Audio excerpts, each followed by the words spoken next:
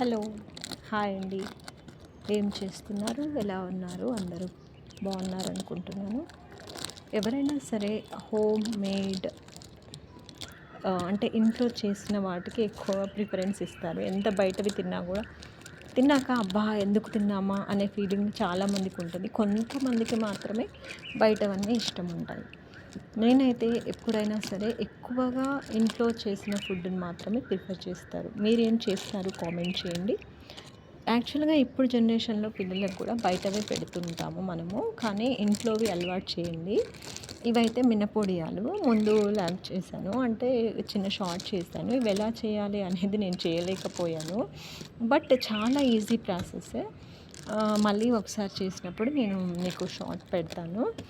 నా మినపొడియాలు ఎలా వచ్చాయి షేప్ కామెంట్ చేయండి. లైక్ చేయండి, షేర్ చేయండి. Bye bye.